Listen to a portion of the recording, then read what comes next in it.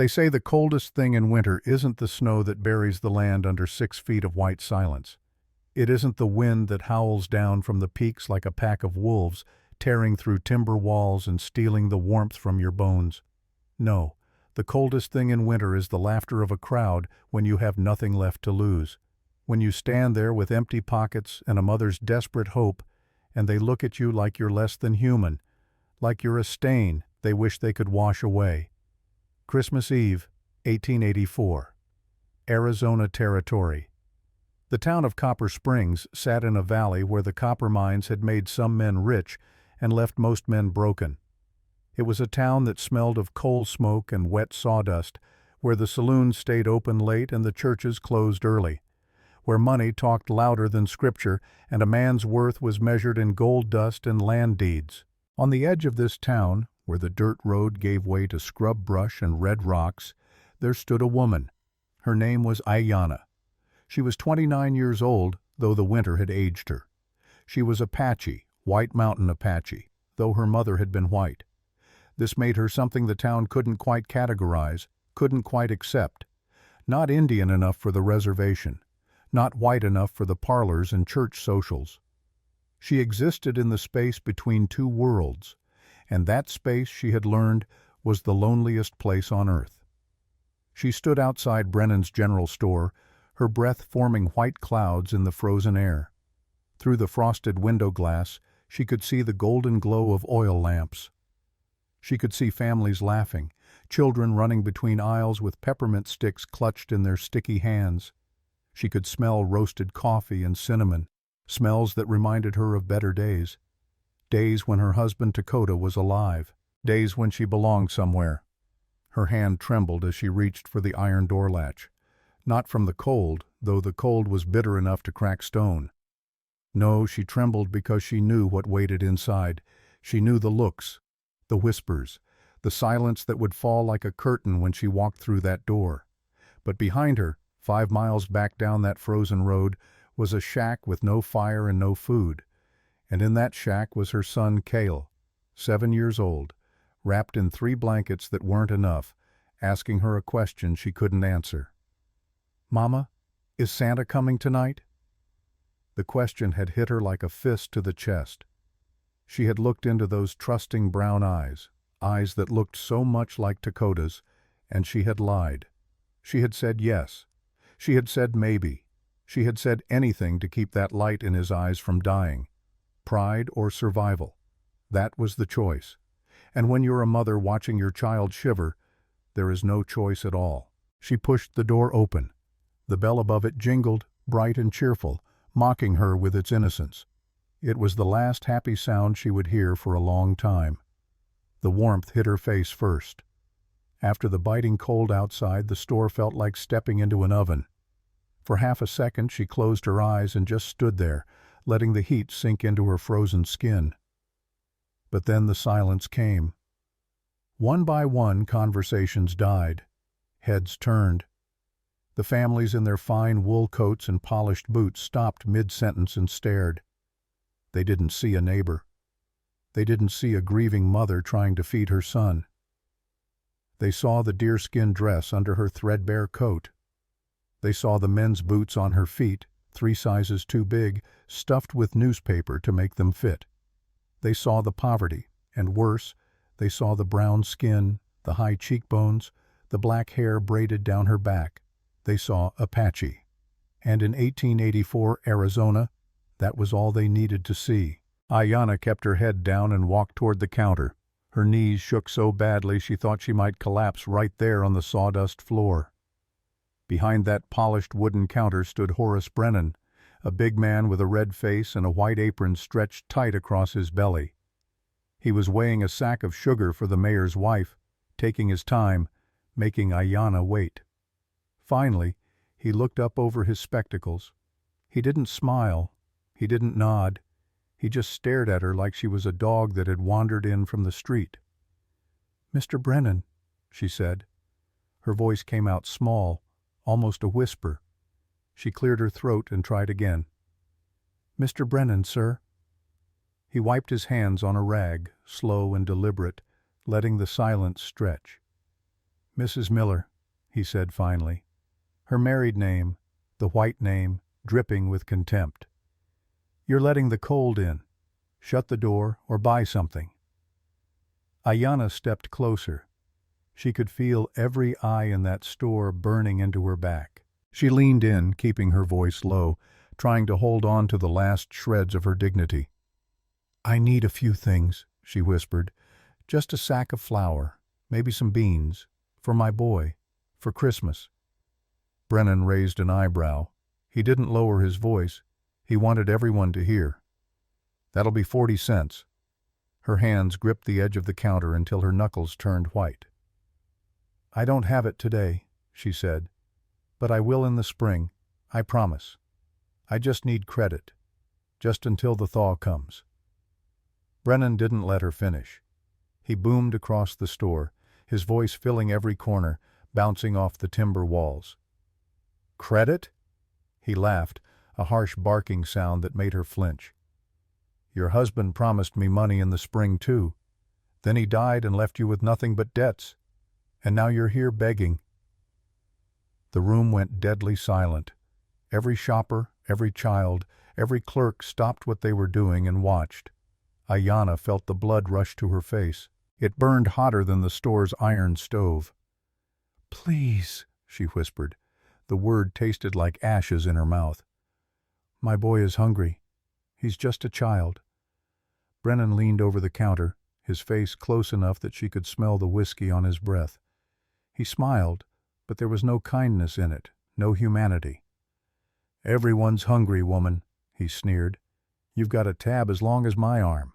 You've got no money. You've got no farm worth speaking of. You've got nothing. He looked past her, out at the crowd, inviting them to join in his cruelty. She wants charity, he shouted. She thinks because it's Christmas the rules don't apply to her. She thinks we owe her something. A few men by the stove chuckled. A woman in a velvet hat covered her mouth to hide a giggle, and then the laughter started. Low at first, just a ripple. But it grew. It filled the room like poison gas. It bounced off the walls and the ceiling and crashed over Ayanna in waves. Some laughed because they thought it was funny. Some laughed because everyone else was laughing. Some laughed because it felt good to have someone beneath them, someone they could look down on and feel superior to. And some laughed because they were afraid that if they didn't laugh, if they showed kindness, they might be next. But the reason didn't matter. The laughter was the same. Cold, cruel, inhuman. Ayanna stood there, frozen. She felt naked. She felt like every mistake she'd ever made, every moment of weakness, every secret shame was on display for this crowd to mock. The tiny flame of hope she had carried down that frozen mountain, cupped in her hands like a candle in a storm, flickered and died right there on the sawdust-covered floor. She turned to run, to flee back into the cold where she belonged, but someone was blocking her path. She didn't hit the door. She hit a wall, but it wasn't made of wood. It was a chest, broad as an anvil, covered in rough, dark fur that smelled of wood smoke and pine resin and something wild. She gasped and stumbled back, looking up and up and up. The man towering over her was a legend in Copper Springs, the kind of legend mothers used to scare their children into behaving at night. They called him Elijah McCrae, though some just called him the Mountain Bear. He lived above the tree line where the air was too thin for civilized folk, where wolves and mountain lions prowled and the snow never fully melted even in summer. He was a giant of a man, 6'4" and 240 pounds of muscle and sinew and bone. His beard was thick and wild, matted with ice crystals that caught the lamplight like diamonds. His coat was made from the skin of a bear he'd killed with his own hands, or so the stories went. His hair hung long and tangled past his shoulders. His hands were the size of shovels, scarred and calloused from a lifetime of hard living. He smelled of smoke and blood and the deep woods, and when he moved with the grace of a predator. The laughter in the room didn't just fade. It was strangled, cut off mid-breath like someone had wrapped a hand around every throat in that store. Elijah didn't look at Ayanna, not yet. He looked past her, his eyes locked on Horace Brennan behind the counter. Those eyes were dark, buried deep under heavy brows, and they burned with a quiet, terrifying intensity. Eyes that had seen things, done things, eyes that didn't blink or waver or show mercy. He stepped around Ayanna with a strange gentleness, moving like a wolf circling prey. Thud, thud, thud. His boots were the only sound in the entire store. He walked right up to the counter, and Brennan, who had looked so big and powerful just moments ago, suddenly seemed to shrink. The color drained from his face, leaving him pale and sweating despite the warmth.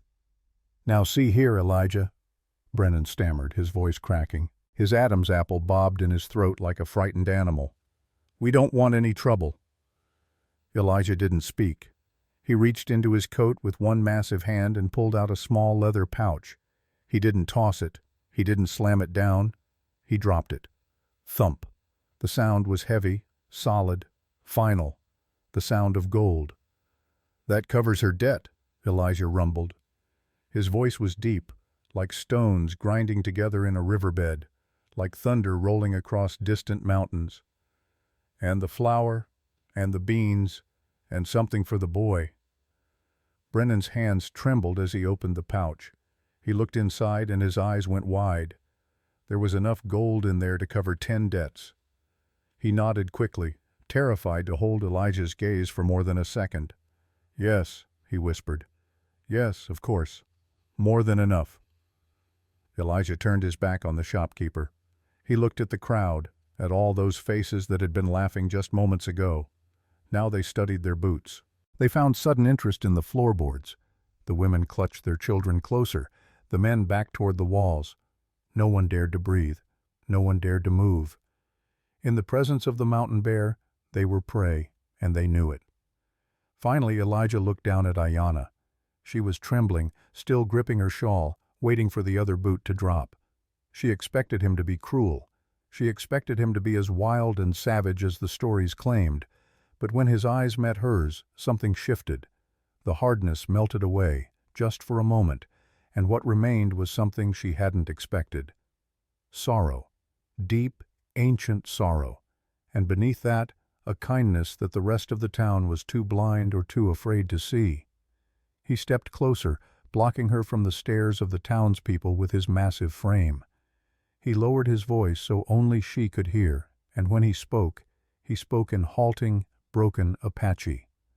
The words were rough, unpracticed, but they were there. "Shema, be idishti," he said.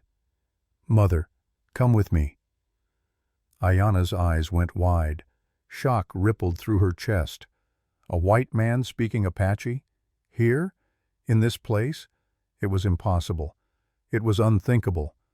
Before she could respond, Elijah switched to English, his voice still low, still gentle. "The storm's turning, ma'am. You can't stay in that shack tonight. The snow's coming down from the high country. By morning, it'll bury everything." Ayanna looked at the door. She looked at the townspeople watching with cold, hateful eyes. She looked at Brennan cowering behind his counter, and then she looked back at this giant of a man, this legend, this monster who had just spoken her language.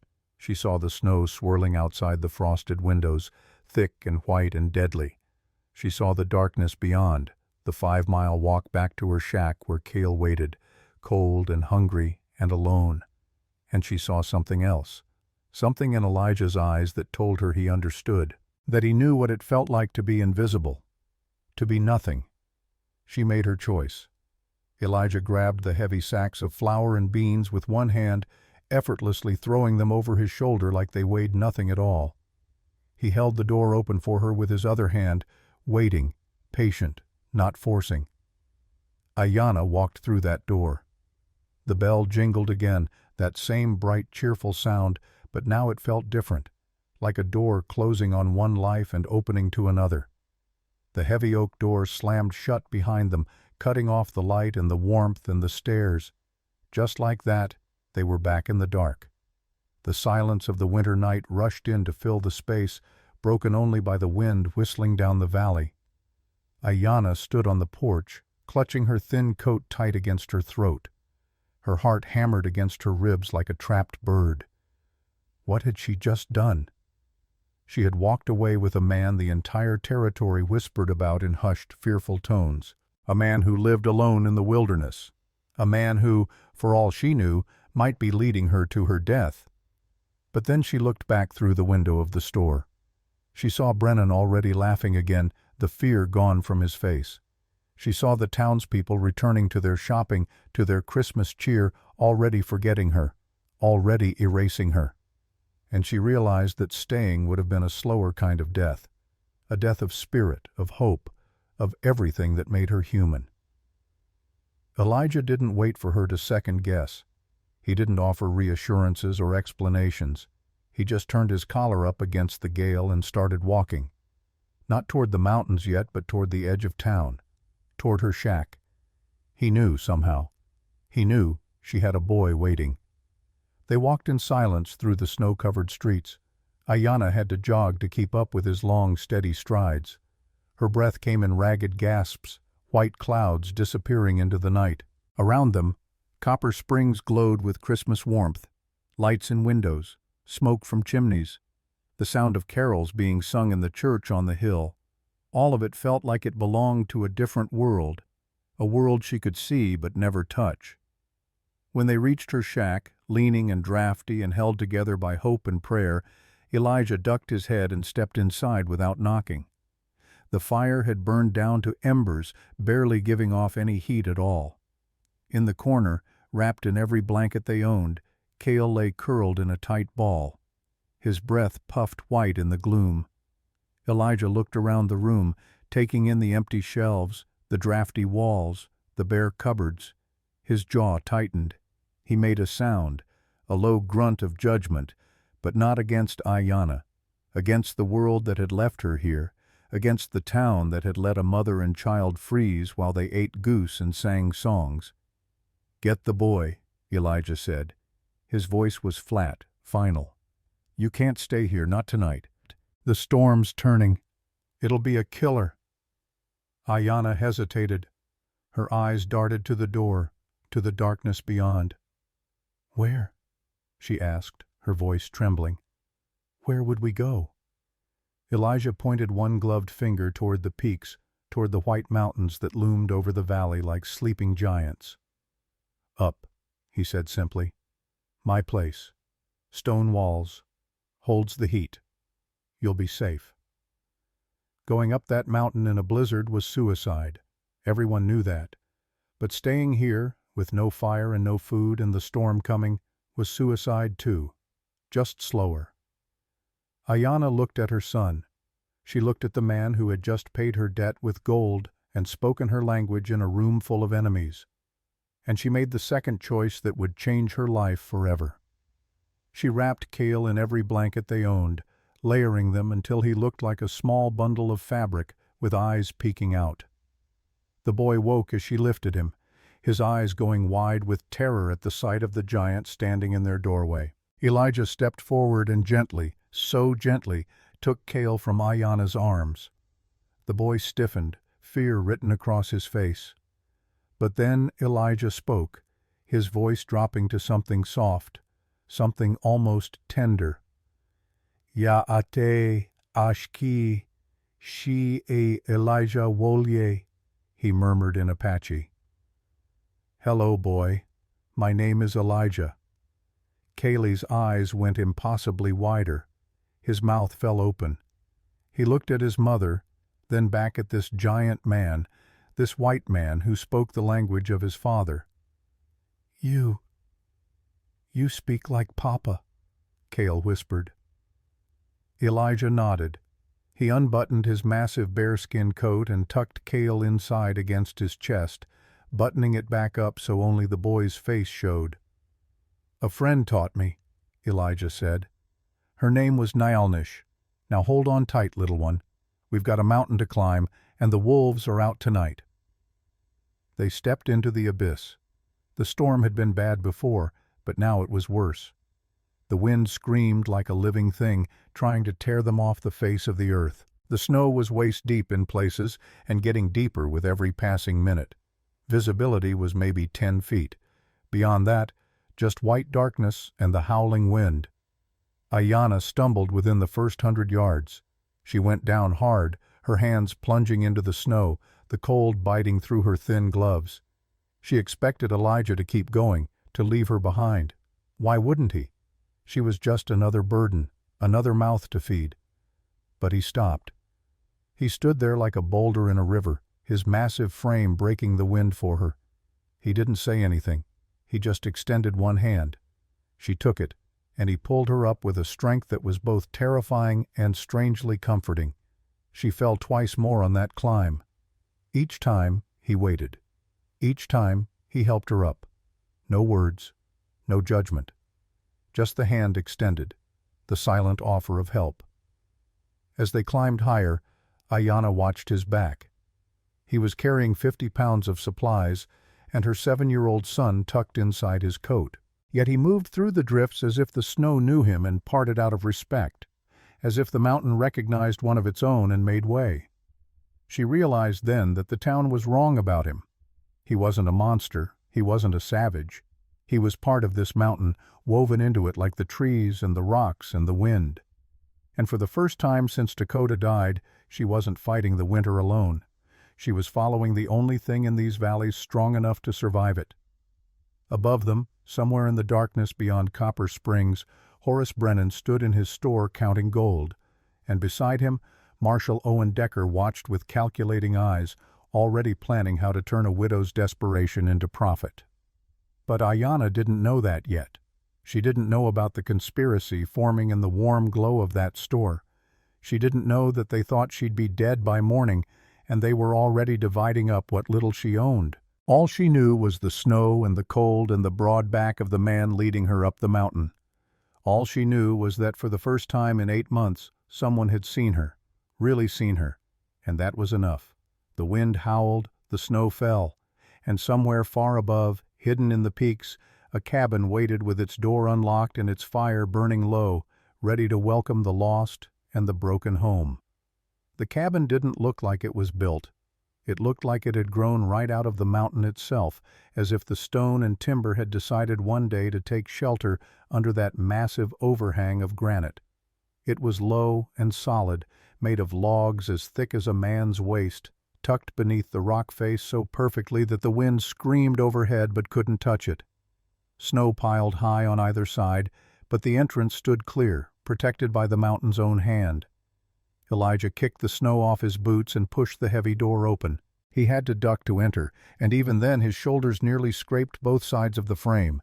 He ushered Ayanna inside first, and the moment that door latched shut behind them, the world transformed. The howling wind was cut off instantly, replaced by the soft hiss and crackle of a dying fire and the rhythmic ticking of a clock somewhere in the darkness. Ayanna stood just inside the threshold, blinking as her eyes adjusted. After the blinding white of the blizzard and the brutal assault of the wind, the cabin felt like stepping into another world entirely. The air was thick and warm, rich with the smell of pine needles and curing tobacco and the savory tang of smoked meat hanging from the rafters. It smelled like safety, like survival, like something she had almost forgotten existed. Elijah moved to the hearth, his massive frame blocking the firelight for a moment as he knelt. He poked at the embers with practiced ease, adding split logs that caught almost immediately. Within seconds, flames roared to life, casting dancing orange shadows that climbed the walls and played across the low ceiling. The light revealed a space that defied every story she'd ever heard about the mountain bear. This wasn't the den of a savage. This was a fortress of order, of discipline, of a man who had learned to survive alone, but hadn't forgotten how to live. Bundles of dried herbs hung from the rafters in neat rows. Traps were oiled and hung on wooden pegs along one wall. A shelf held a row of books with worn leather spines, their titles faded but still readable in the firelight. Homer, Shakespeare, the Bible, a medical manual. Everything had its place. Everything served a purpose. And there, hanging in the corner near the window, turning slowly in the warm air rising from the fire, was a dream catcher. Apache. The willow hoop perfectly round, the sinew web woven in the traditional pattern, decorated with beads and feathers that caught the light. It was old, well-made, beautiful, and it had no business being in a white man's cabin in the middle of nowhere. "Sit," Elijah said, pointing to a rocking chair near the fire. It was draped with a buffalo hide that looked soft and warm. He unbuttoned his coat and carefully peeled Cale from his chest, setting the boy down on a pile of furs near the hearth as if he were handling a crate of dynamite. Careful, precise, gentle. Ayanna collapsed into the chair. Her bones felt like they were melting. She hadn't realized how cold she'd been until the warmth started seeping back into her body. It hurt, that warmth, like 1,000 needles pricking her skin. But it was a good hurt, the hurt of coming back to life. She watched as Elijah moved around the room with the efficiency of long practice. He went to a cast-iron pot hanging over the fire and ladled out 2 wooden bowls of stew. It was thick and dark, steaming, smelling of meat and wild onions and something earthy she couldn't quite identify. He handed 1 bowl to her and 1 to Cale, along with carved wooden spoons. "Venison," he said simply. "Eat." Ayanna took the first spoonful. The flavor exploded in her mouth. Rich, savory, complex. Meat that had been cooked slow and long until it fell apart. Wild onions, potatoes, herbs she recognized from her mother's cooking. And something else, something distinctly Apache in the spice blend. It was the first hot meal she'd eaten in 3 days, and tears pricked her eyes. Not from sadness this time, from relief, from gratitude, from the simple, overwhelming fact of not being hungry anymore. She looked at Cale. The boy was slurping the broth, his eyes wide as he looked around the cabin. He wasn't scared anymore. The terror that had gripped him in the shack was gone, replaced by wonder, by curiosity, by the kind of cautious hope that children carry when they think maybe, just maybe, things might be okay. Elijah stood by the window, peering out into the storm with a mug of coffee in his hand. He didn't sit. He didn't relax. He stood watch, as if even here, in his fortress, he couldn't quite let his guard down. The firelight caught the ice crystals still melting in his beard, making them glow like tiny stars. Ayanna realized something in that moment, something that hit her with the force of revelation. Down in the valley, in the civilized town of Copper Springs, she had been stripped of her dignity. She had been laughed at. She had been left to freeze. But here, in the home of the man they called a monster, her belly was full, her sun was warm, and the door was locked against the cold. The wilderness wasn't where you went to get lost. It was where you went to be found. The hours passed in a strange, comfortable silence. Cale fell asleep almost immediately after eating, curled up on the pile of furs with his wooden bowl still clutched in his hands. Elijah covered him with another buffalo hide, tucking it around the boy's shoulders with surprising gentleness. Then he poured Ayanna a cup of coffee, black and strong and bitter, and sat down on a low stool near the fire. For a long time, neither of them spoke. The only sounds were the crackle of the flames and the muted howl of the wind outside and the soft breathing of the sleeping child. It was Ayanna who finally broke the silence. "You speak Apache," she said. It wasn't a question. Elijah looked at the fire, his hands wrapped around his mug. "A little," he said. "Not well, but enough." "Where did you learn?" He was quiet for so long she thought he wouldn't answer. When he finally spoke, his voice was low, almost hesitant, as if the words hurt to say. "Her name was Nyalnish. She taught me, 3 years back. I found her up here, wounded, running from bounty hunters who didn't care that the Apache wars were supposed to be over. She'd been shot, left to die." Ayanna felt her chest tighten. She knew the story, without him having to finish it. She'd heard versions of it her whole life.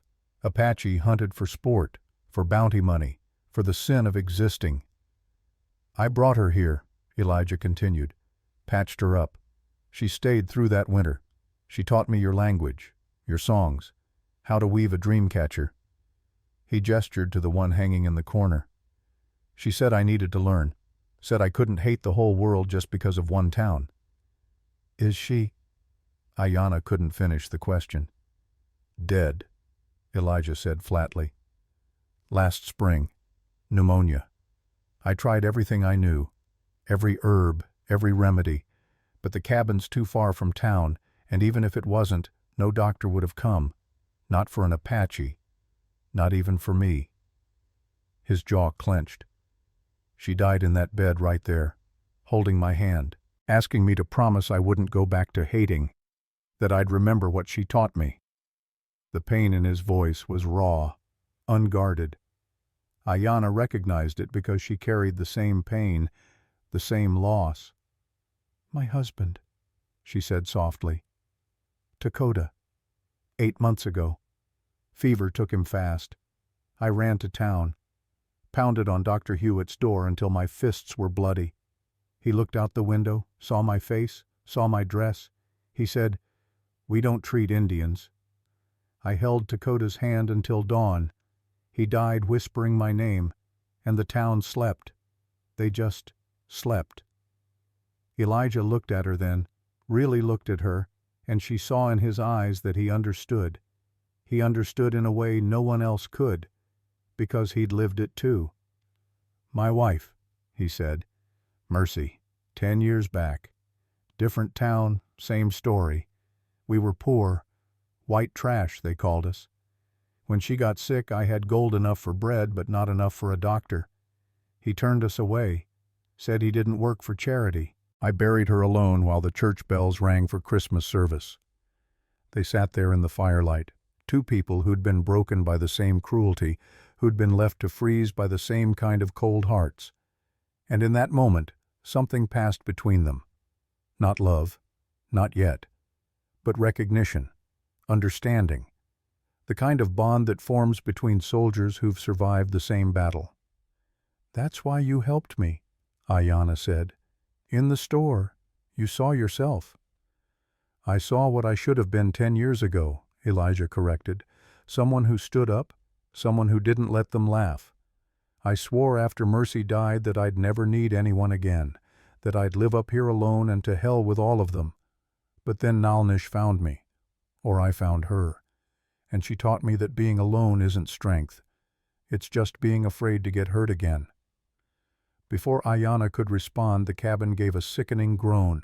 The main ridge beam above their heads lurched, the timber creaking under enormous weight. They both looked up. The snow was piling too high, too fast on the roof. The weight of it was threatening to snap the cabin's spine like a dry twig. Elijah was on his feet instantly. He grabbed a heavy shovel and his coat. "Bar the door behind me," he ordered. "Don't open it unless you hear 3 knocks. Nothing else. 3 knocks. You understand?" Ayanna nodded, fear crawling up her spine. "How long will you be?" "As long as it takes." He stepped out into the white blindness, and Ayanna slammed the bolt home. For the next 3 hours, the only sound was the scraping of metal on wood as Elijah shoveled snow off the roof and the howling wind trying to kill him. Inside, Ayanna didn't cower. She didn't sit and wait and wring her hands. The time for that was over. She moved with purpose, with the kind of focused energy that comes when you realize you're not a victim anymore. You're a survivor. She melted snow for water in the iron pot. She stacked the remaining firewood near the hearth to keep it dry. She found strips of old cloth and stuffed them into the gaps in the chinking where drafts whistled through. She wasn't a guest anymore. She was the quartermaster of a besieged fort, and she'd be damned if they lost this fight. Outside, Elijah waged war against the storm. The wind tried to sweep him off the slippery roof. The cold tried to freeze the sweat on his skin and turn him into a statue of ice. His muscles screamed, his lungs burned. But he didn't stop. He couldn't. Because for the first time in 10 years, the roof over his head wasn't just protecting him. It was protecting them. A woman and a child who needed him, who were depending on him. And he'd failed that test before. He wouldn't fail it again. Finally, 3 heavy thuds shook the door. Boom, boom, boom. Ayanna threw the bolt back and Elijah stumbled in, looking like a snowman brought to life. He was covered head to toe in ice. His beard was a solid mask of white.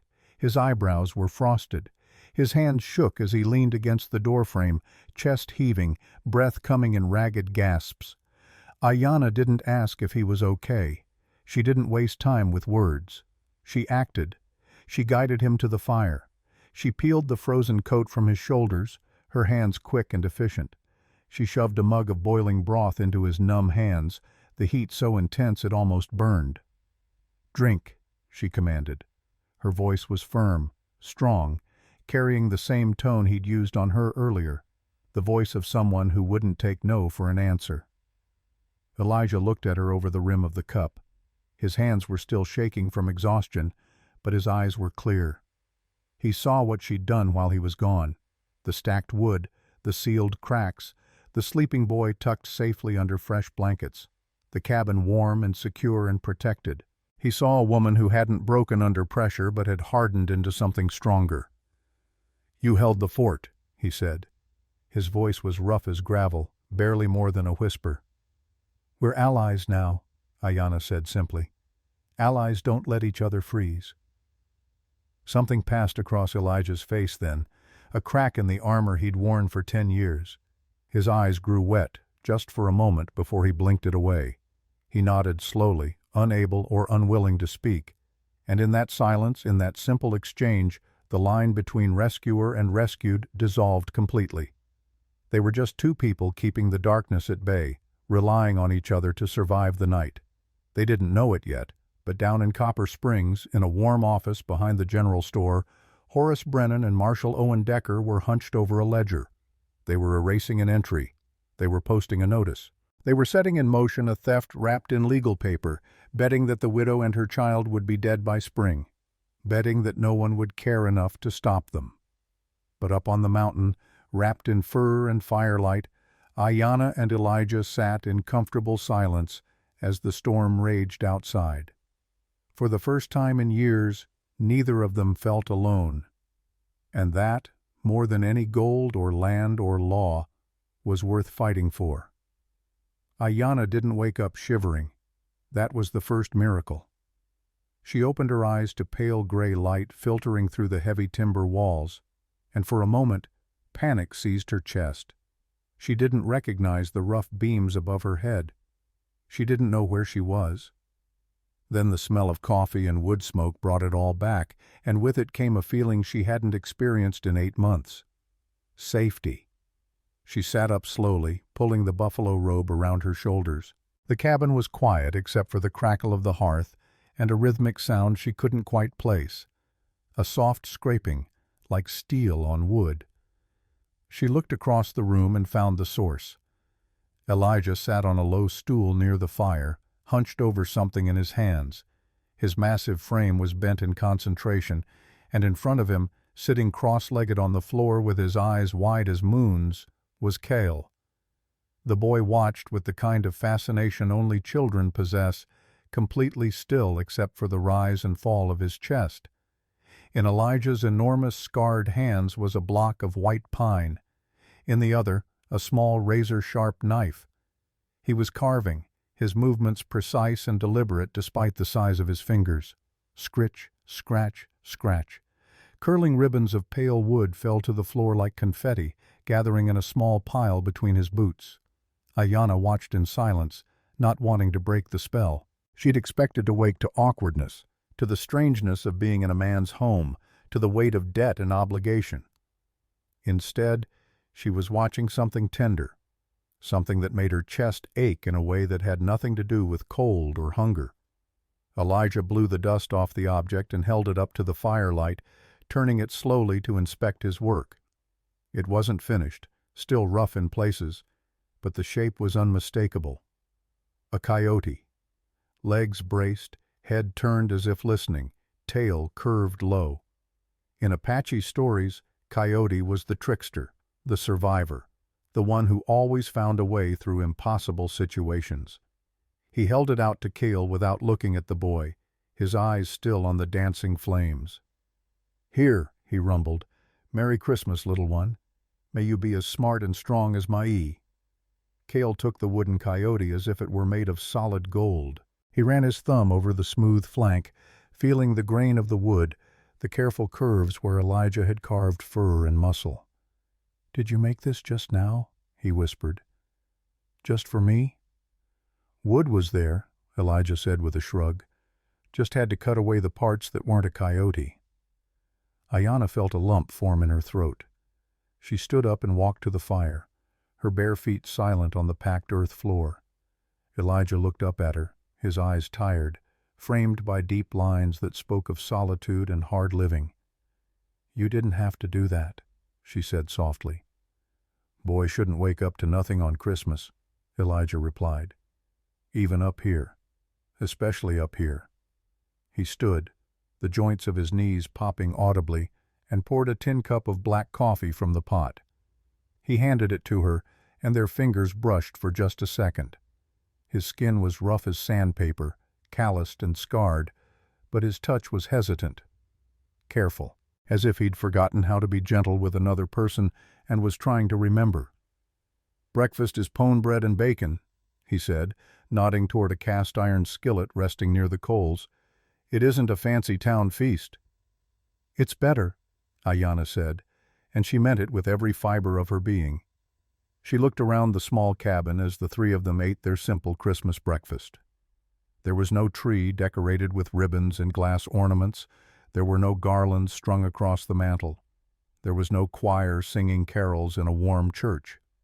Down in Copper Springs, the families who had laughed at her were probably opening expensive gifts wrapped in colored paper, eating goose and sweet potatoes, celebrating with abundance and joy. But here, in this high, lonely place, there was something they didn't have. There was peace. There was honesty. There was kindness given freely without expectation of return. And that, Ayanna realized, was worth more than all the silk dresses and silver forks in the territory. As they ate, she studied Elijah. She watched the way he avoided her gaze, the way he focused intently on his food as if it required all his concentration. He wasn't a hermit because he hated people. She could see that now. He was hiding, guarding a heart that had been shattered long before she climbed his mountain. And for the first time she wondered who really needed saving, the widow with no money or the man with no one to share his fire. The storm didn't break. For 3 days the mountain was locked in a white fury that howled and raged and tried its best to kill anything foolish enough to be caught outside. The wind hammered the cabin walls, testing every notch and groove Elijah had cut years ago. But inside, the world had shrunk to the circle of light cast by the fireplace. Cabin fever can make enemies of men. It can turn friends into adversaries, can bring out the worst in people forced too close together with nowhere to go. But sometimes, if the people are right, if the circumstances align just so, it does the opposite. It forges bonds that nothing can break. It started on the second day. Caley was asleep in the corner, his new wooden coyote clutched tight in his hand. Ayanna was mending a tear in Elijah's spare shirt with a needle and thread she'd found in a small wooden box. Elijah sat across from her, methodically oiling his rifle, the smell of gun grease mixing with the wood smoke. The silence was comfortable, but it felt full, pregnant with words that needed to be said. "He was a dreamer," Ayanna said suddenly, her voice barely above a whisper. "My husband, Dakota. He thought he could tame the valley soil with just a smile and a plow. He believed in bridges. He used to say, 'Ayanna, you walk between two worlds, but you don't have to choose. You can be the bridge that connects them.' The fever took him before he realized the land doesn't care about dreams, and neither do most people." Elijah stopped wiping the rifle barrel. He stared into the flames, and the firelight caught the deep scars on his knuckles, the marks of a life lived hard. "The land is honest," he said, his voice low and rough. "It kills you or it keeps you. It doesn't lie. Not like people do." Ayanna paused in her stitching. She looked at him, really looked at him, and asked the question that had been burning in her chest since Christmas Eve. "Is that why you're up here, Elijah? To get away from the lies?" Elijah went very still. For a long moment the only sound was the wind howling down the chimney and the soft breathing of the sleeping child. He looked like he might stand up and walk out into the storm rather than answer, but he didn't. He let out a breath that sounded like a tire deflating, like a dam finally breaking after holding back water for too long. "I wasn't always a mountain man," he said. His voice was devoid of emotion, which somehow made it worse. 10 years ago I lived in a town, not Copper Springs, further south. I had a wife, Mercy. She was small and kind, and she laughed at my jokes even when they weren't funny. We were poor, but we were happy. Or I thought we were. He paused, his hands gripping the rifle so tight his knuckles went white. Middle of winter she took sick, bad sick, fever that wouldn't break. I ran to the doctor's house. It was 2 in the morning and I didn't care. I pounded on his door until my fists bled. I screamed his name until I was hoarse. He looked out the window, saw the snow, saw a poor man with empty pockets, and he closed the curtains, just closed them, like I was a dog barking in the street. Ayanna stopped sewing. Her hands went still in her lap. "I went back home," Elijah continued, his voice now a whisper. I climbed into bed next to her. I held her hand. It was so small in mine, so cold. She died before the sun came up. The whole time I could hear that town sleeping, peaceful, content, while my world ended. He looked at Ayanna then, and his eyes were wet, but his face was hard as granite. "I buried her myself in the frozen ground. Took me 6 hours with a pickaxe. The church bells rang for morning service while I covered her grave. I swore that day I'd never rely on another soul again. I came up here where the only things that can kill me are honest about it. A bear looks you in the eye when it tears you apart. Snow doesn't pretend to be your friend before it freezes you. The mountain is cruel, but at least it's honest." The confession hung in the air between them, heavy and raw. Ayanna set down the shirt she'd been mending. She reached across the space and placed her hand on top of his. He flinched at the contact, but he didn't pull away. "I understand," she said simply. "I understand the anger. I understand the solitude. And I understand why you stepped forward in that store. You didn't just see a woman being humiliated. You saw the town closing its curtains again, and this time you refused to let the winter win." Elijah nodded slowly, unable to speak. In that moment they both understood that they weren't just sharing a cabin, they were sharing wounds that had never properly healed. And sometimes the only way to heal is to let someone else see the scars. The confession might have drawn them closer, but the mountain wasn't done testing them yet. That night, the snow stopped falling and started driving. The wind shifted, screaming down from the north with a violence that shook the solid logs of the cabin. The temperature plummeted until the nails in the door frosted over on the inside, until their breath hung white in the air despite the roaring fire. But it wasn't the cold that nearly killed them, it was what came next. Ayanna woke to a sound that froze her blood. Breathing, but not normal breathing. This was a rattle, deep and wet, like a saw cutting through timber soaked in water. She bolted upright and looked toward Elijah's bed. He was thrashing on his pallet of furs, his massive body jerking and twitching. His skin, normally tanned and weathered, was flushed a deep, alarming red. Sweat poured off him despite the cold, and from his lips came words, names of people long dead, fragments of conversations that made no sense. "Mercy," he gasped. "I'm sorry. I couldn't save you." "Nalnish," he groaned. "Forgive me. I tried so hard." Ayanna rushed to his side and placed her hand on his forehead. It was like touching the side of a cast-iron stove. The fever had him. 3 hours on that roof in the freezing wind, the soaking wet clothes, the exhaustion. It had finally caught up to him, and now it was trying to claim what the storm couldn't. She looked at the hearth. The fire was just a bed of gray ash.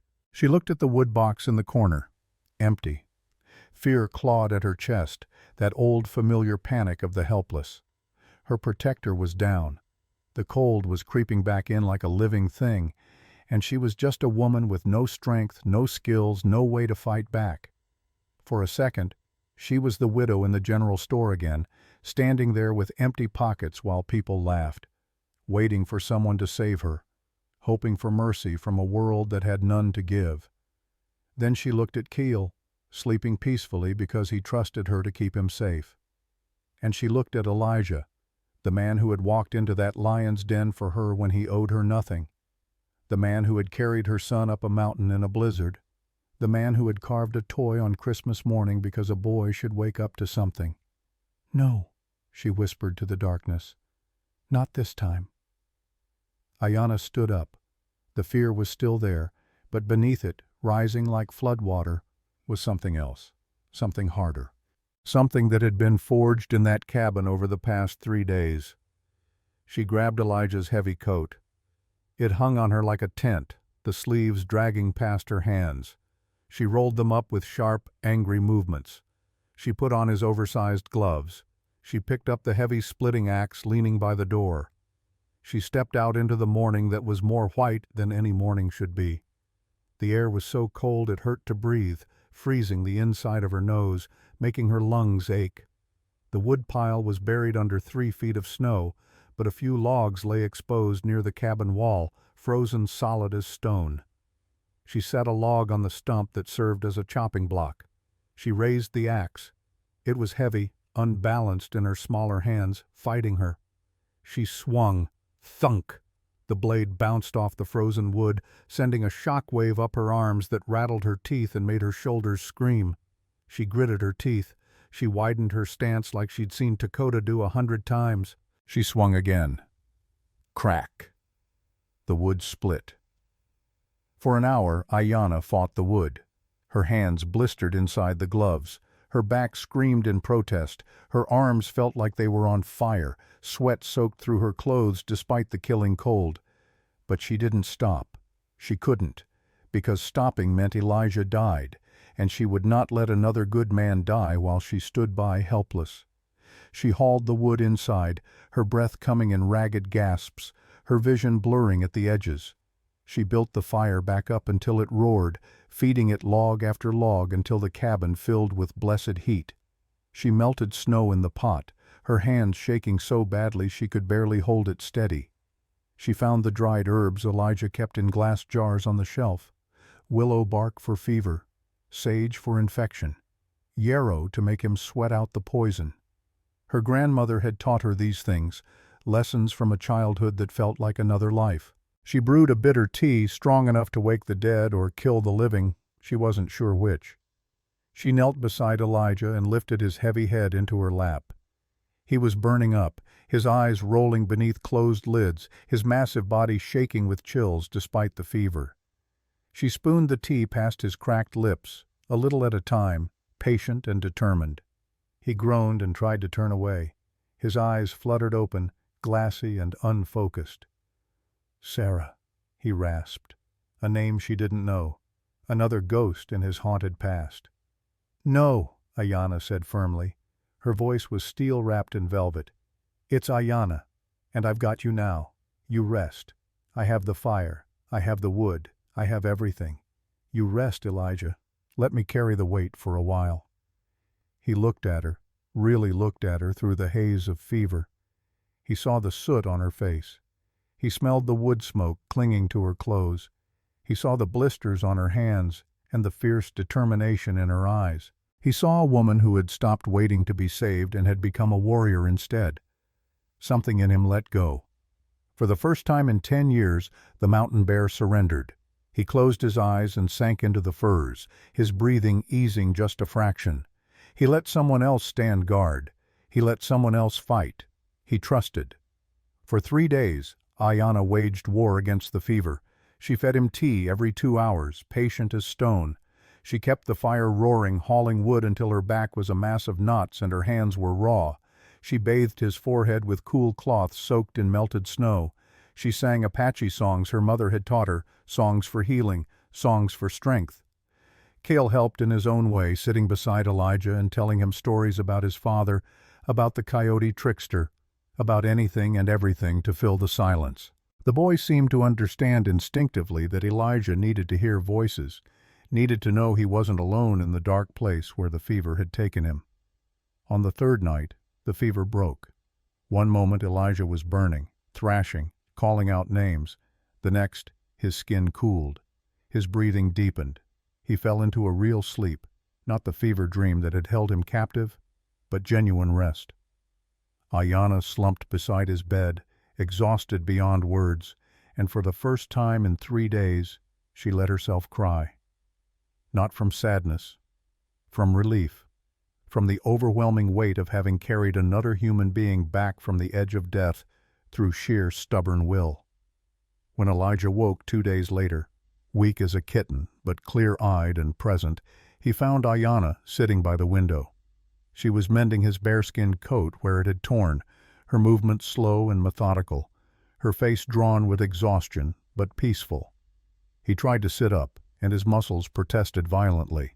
"You kept the fire," he said. It was a statement, not a question.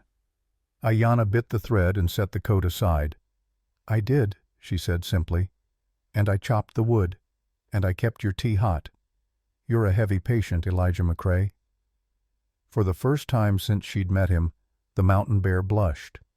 It was faint, hidden beneath the beard, but it was there. He looked at his hands, the hands she had washed and warmed, the hands that had held death at bay more times than he could count, hands that were now trembling with weakness. "Thank you," he said. The words were rusty, unused, carrying the weight of a life saved and a debt that could never be repaid. "We're allies," Ayanna said, meeting his eyes. "That's what allies do. We save each other." And in that moment, something fundamental shifted between them. They weren't rescuer and rescued anymore. They weren't strong and weak, protector and protected. They were equals, partners, two people who had learned that true strength isn't never needing help. True strength is knowing when to ask for it and being brave enough to accept it when it's offered. Outside, the snow continued to fall, but gentler now. The worst of the storm had passed. And inside the cabin, two broken people had found something neither had been looking for. They'd found that healing isn't a destination you reach alone. It's a journey you take together, carrying each other when the road gets too steep, sharing the weight until it becomes bearable again. The mountain had tested them with cold and storm and sickness, and they had survived, not because they were stronger than the mountain, but because together they were strong enough. Over the next few weeks, the world began to change. The sun hung in the sky a little longer each day, fighting back against the darkness. The relentless white of the valley began to spot with gray and brown as rocks and earth fought their way to the surface. The sound of the wind was replaced by something sweeter, something that spoke of life returning. Drip, drip, drip. The music of melting snow, the sound of the thaw. The cabin changed too. It felt smaller somehow, but not in a bad way. Not cramped or suffocating. It felt intimate. Elijah was back on his feet, though he moved slower now with the careful deliberation of a man who'd been reminded of his own mortality. He and Ayanna moved around each other in a comfortable dance, neither speaking much but each knowing where the other would be, what the other needed. She cooked. He carved. He hauled water from the creek that was running again, clear and cold and singing. She dried the herbs they'd gathered, hanging them in bundles from the rafters to cure. They didn't speak much during those weeks, but the silence between them was different now. It wasn't the awkward silence of strangers trying to fill empty air. It was the comfortable silence of two people who understand the rhythm of each other's breathing, who know when words are needed and when they're just noise. Kaylee flourished in ways that made Ayanna's heart ache with gratitude. The boy who'd been so quiet, so afraid in that freezing shack, was laughing now, playing, learning. Elijah taught him to carve, showing him how to read the grain of wood, how to let the knife follow the natural lines instead of fighting them. They spent hours by the fire, wood shavings falling like snow between them, while Elijah spoke in his rough Apache about the mountain, about tracking animals, about reading weather in the clouds. One morning, Ayanna stood on the porch watching the mist rise off the melting snow. The air smelled different. It smelled of wet earth and pine sap and something green pushing up through the frozen ground. The smell of life returning after a long death. She closed her eyes and breathed it in, feeling something in her chest loosen, something that had been clenched tight for 8 months, finally beginning to release. She heard heavy footsteps behind her. Elijah stepped out onto the porch, holding 2 tin mugs of coffee. He handed one to her without a word, his fingers lingering on the cup for just a heartbeat longer than necessary. They stood side by side, shoulder to shoulder, watching the sun burn through the morning fog. "The creek is running again," Elijah said finally. His voice was quiet, almost reluctant. "I hear it," Ayanna replied. A long pause. Then, even more quietly, "Snow's melting fast down in the pass. A man could get a wagon through in a week, maybe less." Ayanna's hand tightened on her mug. The peace of the morning suddenly felt fragile, like glass about to shatter. She'd known this moment was coming, had felt it approaching like a storm on the horizon. The thaw meant survival. It meant spring. It meant life continuing. But it also meant the road to Copper Springs was opening. The world they'd left behind was reaching up the mountain, calling them back. She looked up at Elijah. He wasn't looking at the valley. He was looking at her, and in his eyes was a question. And beneath the question, a fear that had nothing to do with blizzards or bears or anything the mountain could throw at him. He was afraid that when the snow melted, the magic would melt with it. "I'm not in a rush to go back," Ayanna said softly. Elijah nodded, tension leaving his shoulders like water running out of a breached dam. "Good," he rumbled, "because the coffee is better up here anyway." They stood there in comfortable silence, but both of them knew the truth. They could stay on the mountain forever, could hide from the world in this cabin of stone and timber. But Ayanna had left something behind, not just a shack and some belongings. She'd left a piece of her husband's legacy, the land Dakota had bought with such hope, such dreams of building something that would last. And more than that, she'd left her dignity bleeding on that general store floor. And dignity, once lost, has to be reclaimed. It can't be replaced. As Elijah grew stronger, he began teaching Ayanna skills she'd need to survive, not just on the mountain, but anywhere. He taught her to shoot, standing behind her as she held the heavy rifle, his hands covering hers, showing her how to breathe, how to squeeze rather than pull, how to become part of the weapon rather than fighting it. "Don't aim," he said, his voice low near her ear. "Feel it. The rifle is just an extension of your arm. Trust yourself." She pulled the trigger. The shot cracked across the valley, echoing off stone walls. 50 yards away, a dead tree shook as the bullet struck home, bark exploding. Ayanna lowered the rifle, her heart pounding, a fierce grin spreading across her face. "Natural," Elijah said, approval in his voice. "Dakota taught you well." In return, Ayanna taught him the foods of her mother's people. Blue corn mush made the old way, ground by hand and cooked slow. Acorn bread, sweet and nutty. Herbs and roots she knew from childhood that could heal or hurt depending on how they were used. They worked side by side in the small space, their movements synchronized. And Cale watched from his corner, seeing his mother and this mountain man becoming something he was too young to name but old enough to recognize. Family. One afternoon, as the sun broke through the clouds and turned the melting snow into a field of diamonds, Cale was helping Elijah split wood outside the cabin. The boy was serious about it, wielding a hatchet too big for his hands but determined to pull his weight. He paused, breathing hard, and looked up at the giant man beside him. "Mr. Elijah," he said carefully, "are you my second father now?" Elijah froze. The axe hung in the air, forgotten. He looked down at the boy, at those trusting eyes so much like Ayanna's, so much like Dakota's must have been. His throat worked, emotion crossing his weathered face like clouds racing across the sun. "Your father was Dakota," Elijah said finally, his voice thick. "He was a good man, a bridge builder. You should be proud of him. I'm not trying to replace him." "I know," Cale said simply. "But Papa is gone, and you're here, and Mama smiles again when you're around, so maybe you're the father the mountain sent us." Elijah knelt down in the snow, his massive frame bringing him eye to eye with the 7-year-old boy. "If you want me to be," he said quietly, "then I will be. And I promise you, Cale, I will never leave you or your mother the way this world has left people behind before. You have my word." They shook hands, man and boy, sealing a pact that was older than laws or blood.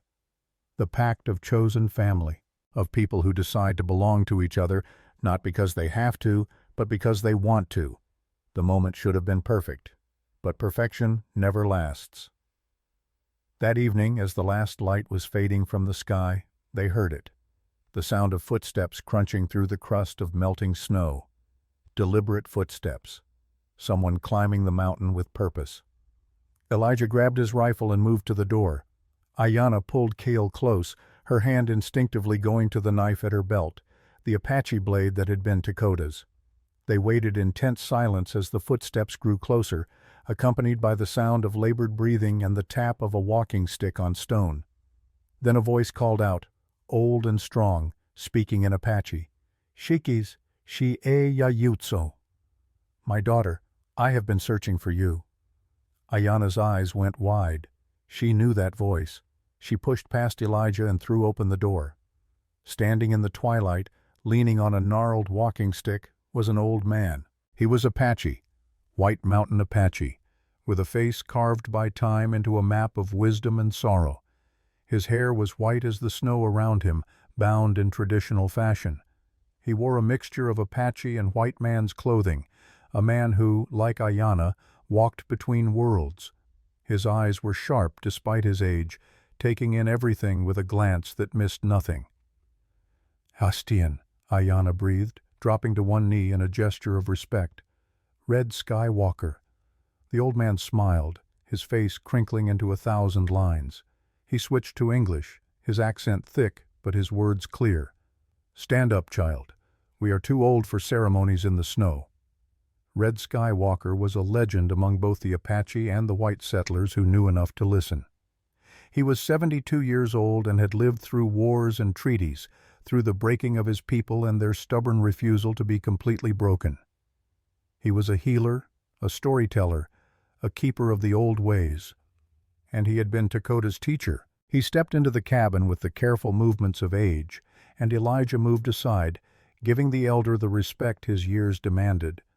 Red Skywalker looked at the mountain man with eyes that seemed to see through flesh to the soul beneath. "Mountain Bear," he said, "Nyalnish told me about you before she crossed over. She said, 'He is alone, but his heart is good. One day he will stop running from ghosts and learn to live with them.'"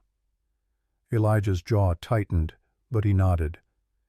"Hastian," he said respectfully.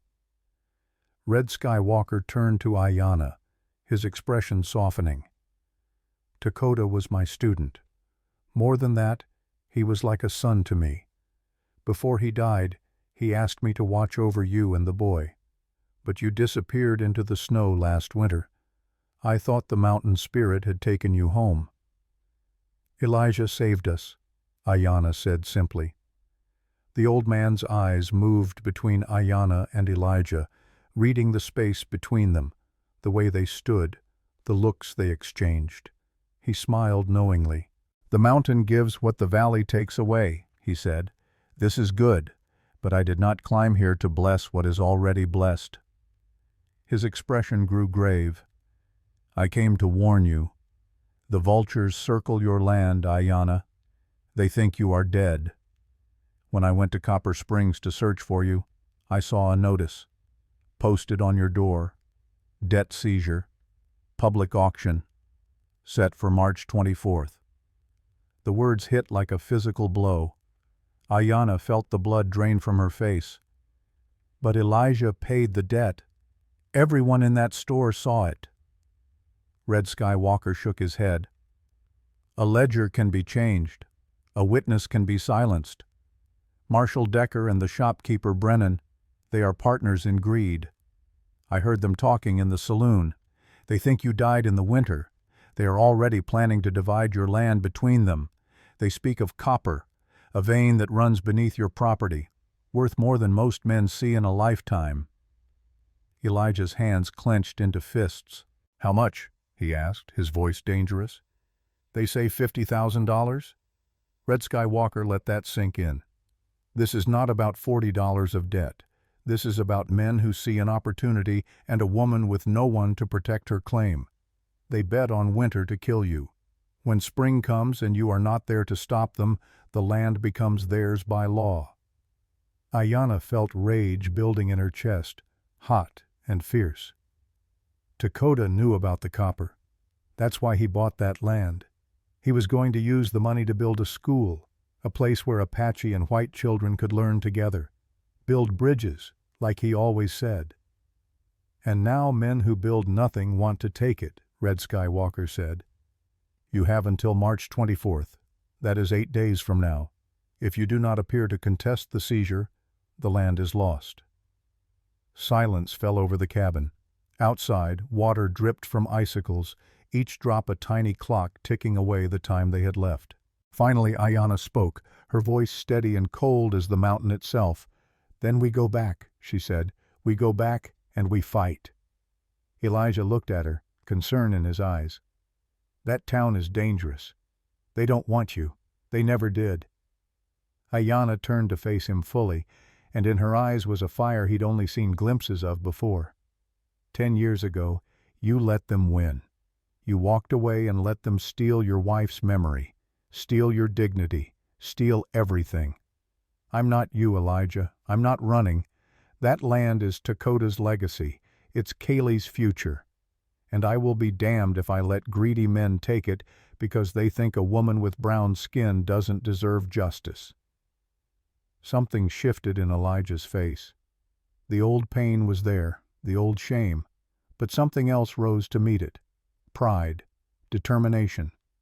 He stood taller, his shoulders squaring, and when he spoke, his voice carried a weight it hadn't held before. Then we don't go alone, he said. We go together. And anyone who wants to take from you will have to go through me first. He looked at Red Skywalker, and through anyone else who believes in what Dakota tried to build. The old Apache smiled, and it was a fierce smile, a warrior's smile. The people will come, not all, but enough. Dakota was loved, and Ayanna has shown more courage than many men I know. When word spreads that she lives, that she fights, they will stand with her. This I promise. They spent that evening planning. Red Skywalker would go ahead to the Apache camps to gather those who remembered Dakota and believed in his dream. Elijah would prepare supplies, make the cabin secure for when they returned. Because they would return. This mountain had become home, and home was worth fighting for. Ayanna gathered what little she had. Dakota's knife, the deed to the land, kept safe in an oilskin pouch. The photograph of her wedding day, faded but precious. And one more thing, the dream catcher that had belonged to Nalnish. Elijah tried to stop her, but she shook her head. She gave it to you because she believed in bridges, Ayanna said. Now I carry it to honor both her and Dakota, to remind the world that some bridges are worth defending, even when the whole valley wants to burn them down. As Red Skywalker left to begin his journey, he paused at the door and looked back at them. Elijah and Ayanna standing side by side, with Kale between them. A family forged in winter, tempered by hardship, ready to face whatever came next. Ya'at e ahayon, he said in blessing. Walk in beauty. Ta huo ajiteego. Together. And then he was gone, disappearing into the twilight like smoke. That night, Ayanna couldn't sleep. She stood at the window, looking down at the valley where Copper Springs glowed in the distance. Somewhere down there, men were counting gold that wasn't theirs, making plans for land they didn't own, celebrating a theft they thought was legal. Elijah came to stand beside her. They didn't touch, but she could feel the warmth of him, solid and steady as the mountain itself. "You don't have to do this," he said quietly. "We could stay here, forget the land, build a new life." "And let them win?" Ayanna shook her head. "No. Dakota used to say, 'Evil triumphs when good people hide.' I'm done hiding. I'm done being invisible. They laughed at me in that store. They tried to erase me.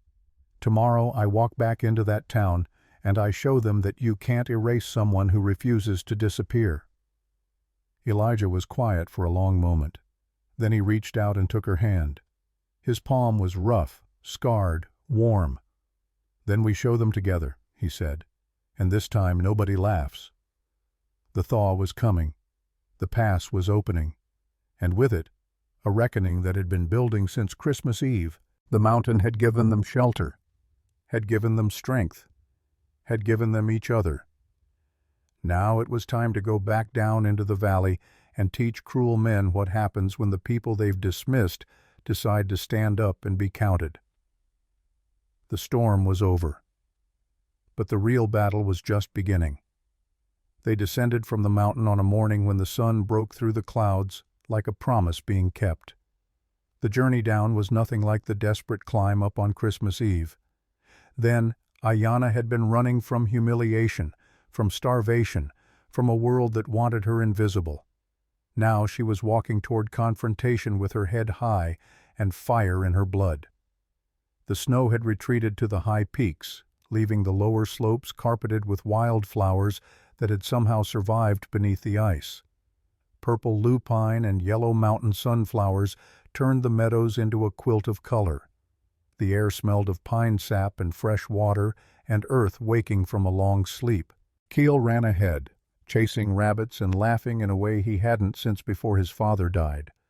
The sound of that laughter was better than any music Ayanna had ever heard. But as they descended and the smell of coal smoke began to mix with the clean mountain air, as the scattered cabins of the valley came into view and then the peaked roofs of Copper Springs itself, the laughter died.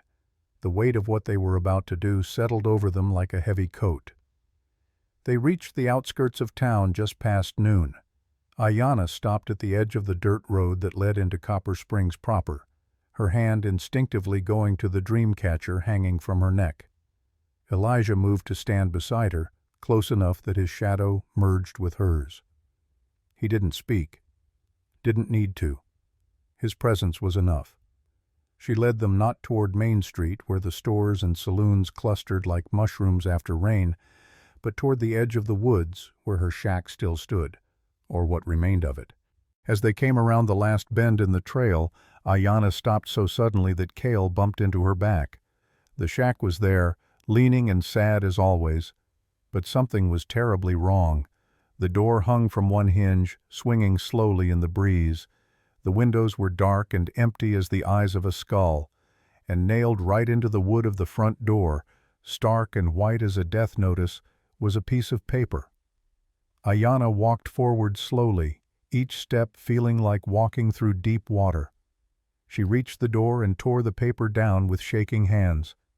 The words were printed in neat official script, but they might as well have been written in blood for all the violence they represented. Notice of seizure. Public auction. Debtor, Ayanna Miller, widow. Amount owed, $40. Creditor, Horace Brennan.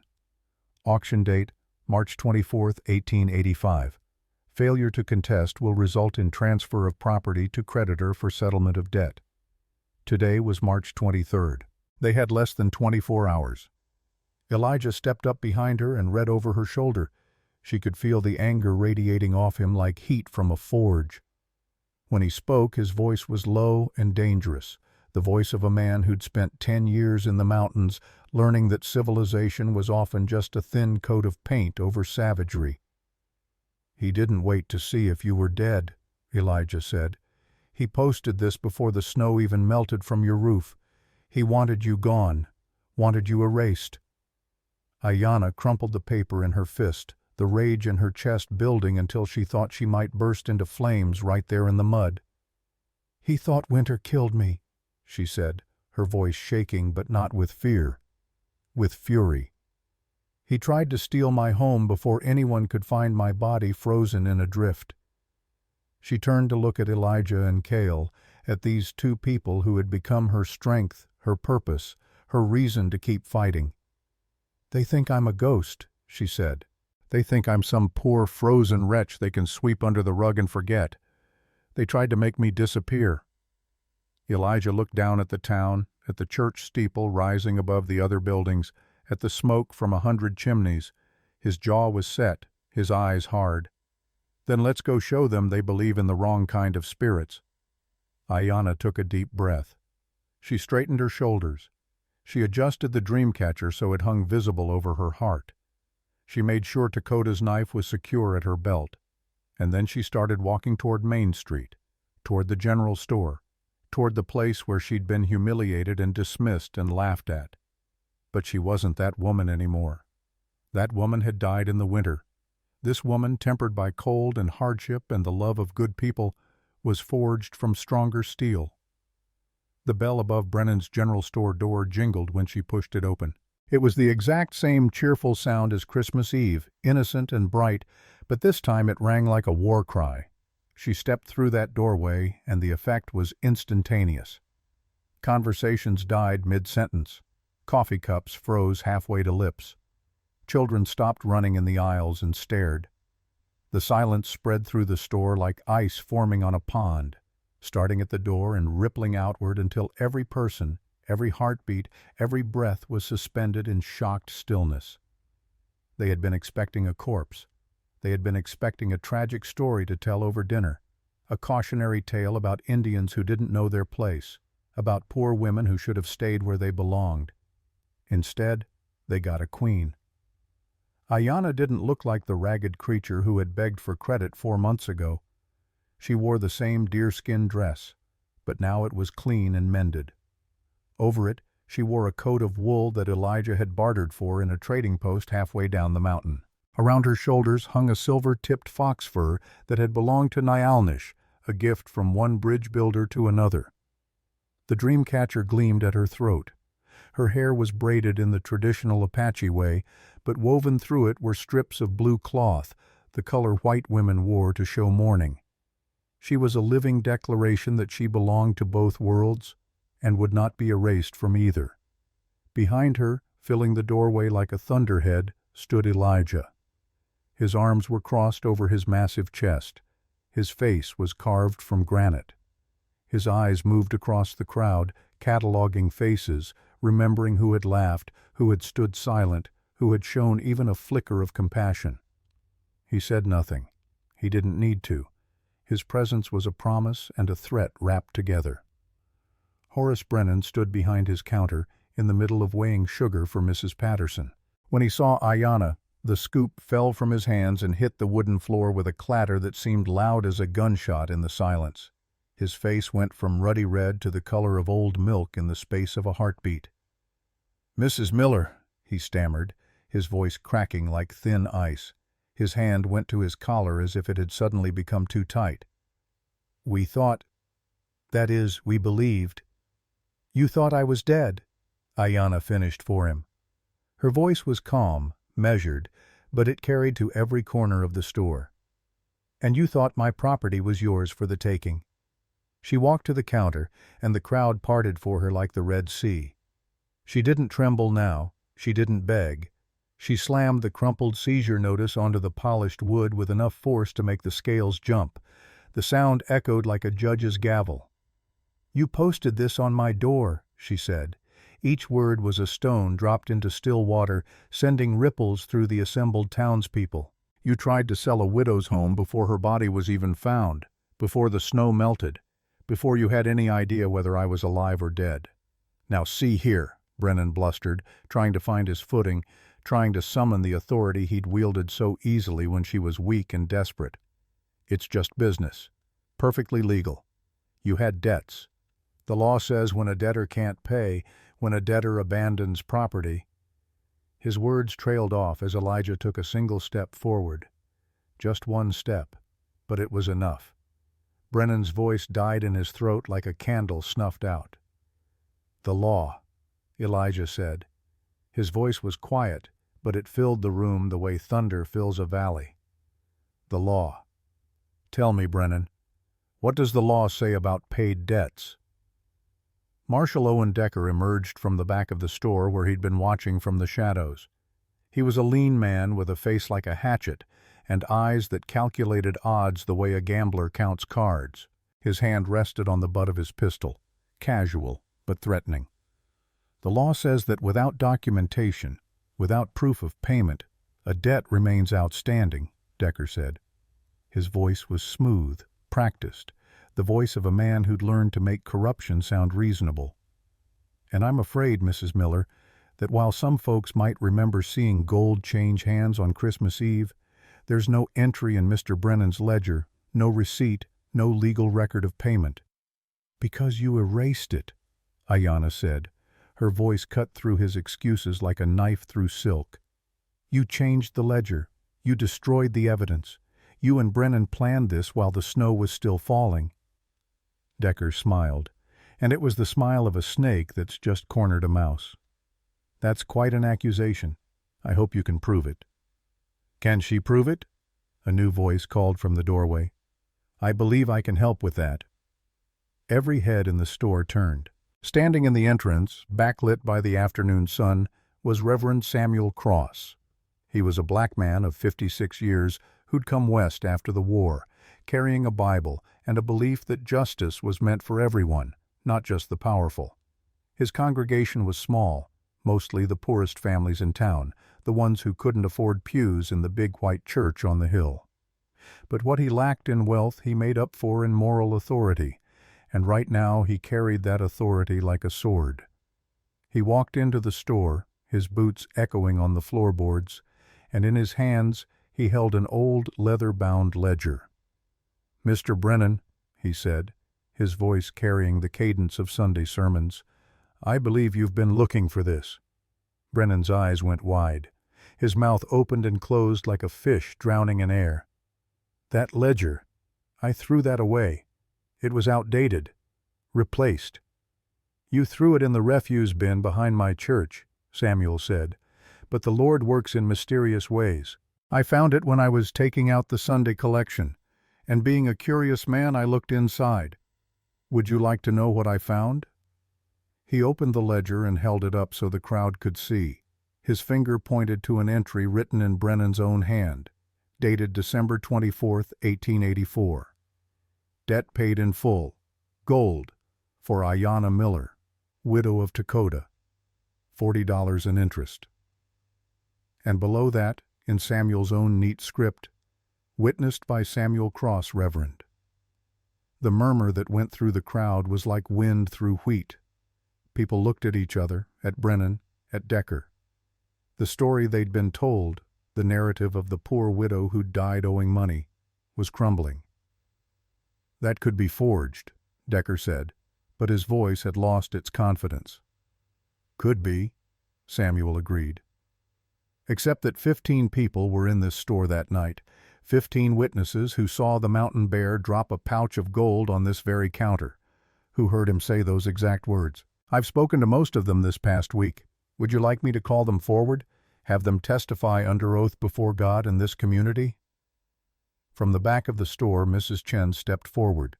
She was a small Chinese woman who ran the laundry, who'd spent 30 years in Copper Springs being treated as less than human, who understood what it meant to be invisible. Her voice was quiet but steady. "I was here," she said. "I saw it. Elijah paid her debt. Mr. Brennan took the gold. I saw him put it in his safe." An old miner named Henderson spoke up, his voice rough from years of breathing copper dust. "I saw it too. Never seen that much gold in one place. Brennan counted it twice." One by one, like stars coming out at twilight, other voices joined. A shopkeeper, a farmer, a woman with 3 children who'd watched from the corner. Not everyone. Some stayed silent, either from fear or from a hatred so deep they'd rather die than admit they were wrong. But enough spoke up. Enough told the truth. The weight of all those testimonies fell on Brennan like an avalanche. He slumped against his counter, the fight going out of him all at once.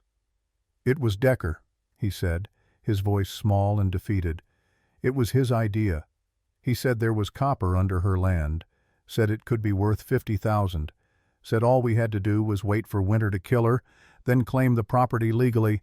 I didn't mean for it to go this far."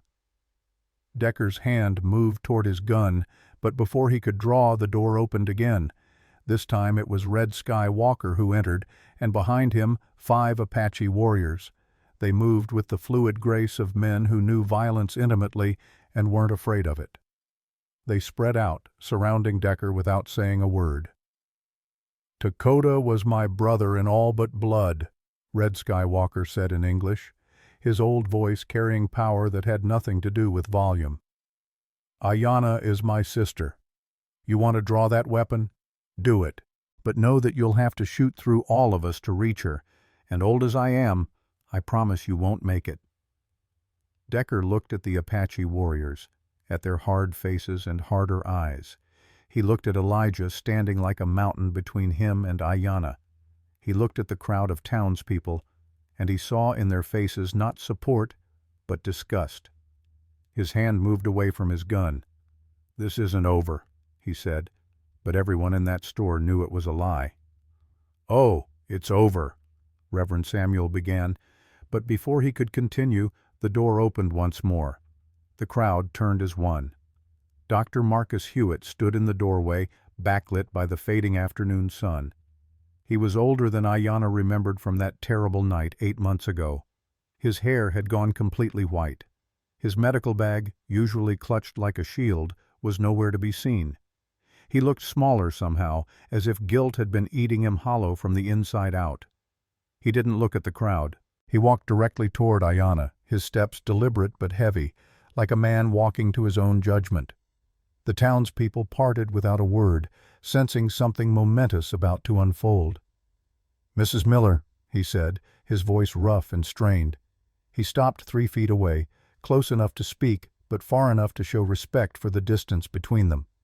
"Mr. McCrae." He glanced at Elijah, then back to Ayanna. "I owe you both more than an apology, more than words can ever express." The store was so silent that the creak of floorboards beneath his feet sounded like thunder. 10 years ago, Dr. Hewitt continued, his hands trembling at his sides, a man came to my door in the middle of a winter night. His wife was dying of fever. He begged me to come. He had no money to pay, but he had something more valuable. He had desperation. He had love. And I looked at him, saw his threadbare coat, his calloused hands, and I closed the door in his face. I went back to bed and let her die. Elijah's entire body went rigid. His jaw clenched so tight Ayanna could hear his teeth grinding. 8 months ago, the doctor went on, now looking directly at Ayanna, his eyes red-rimmed and swimming with tears, another person came to my door, a woman, pounding, pleading, begging me to save her husband. I looked through the window. I saw her skin. I saw her Apache dress, and I said the words that have haunted me every day since. I said, "We don't treat Indians." I let Dakota die because I was a coward, because I cared more about my reputation than about a human life. Tears ran freely down the old man's weathered face now. I cannot bring them back. God knows I've tried to pray them back, tried to wish away what I did. But 2 months ago, Marshal Decker came to my office. He offered me $500 to stay silent about the copper vein on your land. He said when you were declared dead, the land would be his, and I'd get a share for keeping quiet. The crowd murmured, a low, angry rumble. I said no, Dr. Hewitt said quickly. For once in my miserable life, I said no to the easy, profitable, cowardly thing. I can testify against him. I can tell the territorial judge everything Decker said, everything he planned. It won't bring Mercy back. It won't bring Dakota back. But it's the only way I know to start making amends for the man I've been. The silence that followed was profound. Ayanna felt Elijah's hand on her shoulder, not restraining her, just there, steady and present. She looked at this broken man who had broken her, and she thought about Dakota's words, spoken in better times. She thought about the bridge he wanted to build. "My husband used to say that revenge is a fire that burns the person holding it," Ayanna said quietly, her voice carrying despite its softness. "He said only forgiveness can build bridges. Only forgiveness can heal." She took a slow breath, feeling the weight of 8 months of grief pressing down on her chest. "I won't forget what you did, Dr. Hewitt. I'll carry the memory of holding Dakota's hand while he died, knowing you could have saved him, for the rest of my life. That pain doesn't go away because you apologize." The doctor nodded, his face crumpling. "But," Ayanna continued, "I'll accept your testimony. Not because you deserve forgiveness. Because Dakota would want me to choose building over burning. So maybe that's where healing begins. Not in forgetting. Not in pretending the hurt didn't happen. But in choosing not to let hate poison the rest of my life." Dr. Hewitt's voice was barely a whisper. "Thank you. I don't deserve your mercy, but thank you." Elijah stepped forward. The doctor flinched, clearly expecting a blow, perhaps even wanting one, but Elijah simply extended his massive, scarred hand. "Mercy would have wanted me to shake your hand," Elijah said, his voice tight with barely controlled emotion. "I'm not doing this for you. I'm doing it for her memory, and for the man I'm trying to become instead of the one I was." They shook hands briefly, two men bound by loss, by guilt, by the faint, fragile hope of redemption. Reverend Samuel stepped forward, his eyes bright with unshed tears of his own. "Now," he said, his voice carrying the weight of Sunday sermons, "now it's truly over. Justice and mercy have both had say."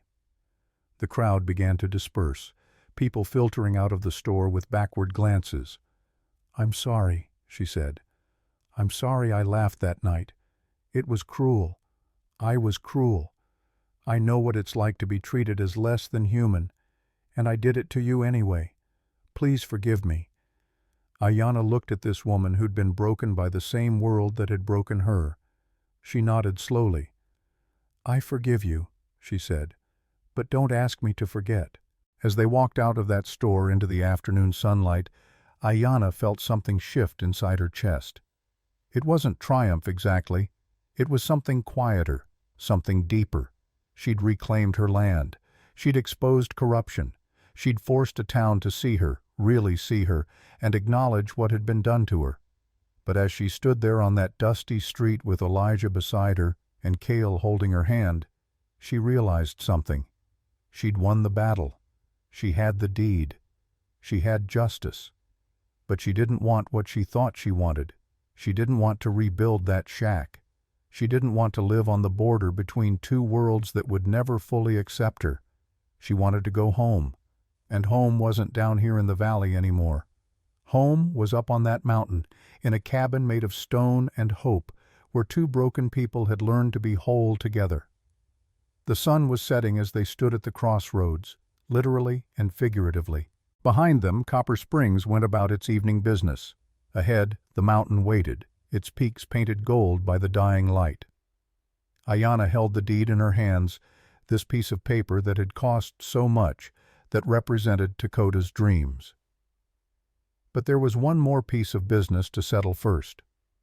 That evening, as darkness fell over Copper Springs, Reverend Samuel called an emergency town meeting, the church filled with over 40 citizens, drawn by curiosity and the promise of witnessing history. By the light of 24 oil lamps that cast dancing shadows on the whitewashed walls, Brennan stood before them all, diminished and defeated. With Red Skywalker, Elijah, and Ayanna as witnesses, and with Reverend Samuel presiding like a judge, Brennan signed a formal document. His hand shook so badly the signature was barely legible, but it was legal. He relinquished all claims to Ayanna's land. He acknowledged the debt had been paid in full on Christmas Eve, 1884. The auction scheduled for March 24th was hereby canceled. The land belonged to Ayanna Miller, widow of Dakota, free and clear of all encumbrances. Marshal Decker, sitting in the front pew with his hands shackled, watched his scheme crumble into ash and dust. He said nothing. There was nothing left to say. On the morning of March 24th, the day that should have been her dispossession, Ayanna woke early. She rode alone to her land, the deed safely tucked in her coat pocket. She stood in front of the shack where she'd nearly frozen, where she'd held Dakota as he died, where she'd thought her story would end. The sun rose over the valley, painting the mountains in shades of gold and crimson. Birds sang in the scrub brush. The air smelled of wet earth and new growth, the scent of spring pushing back against winter's grip. The vultures had been driven away. The thieves had been exposed. Justice, for once, had arrived before it was too late. She touched the deed through the fabric of her coat, feeling its weight, its promise, its history. And standing there in the dawn light, with the mountain behind her and the valley spread out below, she understood what Dakota had been trying to teach her all along. And she made her choice. 2 weeks later, in the grand courthouse of Santa Fe, Judge Henry Blackwood brought his gavel down with a crack that echoed through the high-ceilinged room like thunder.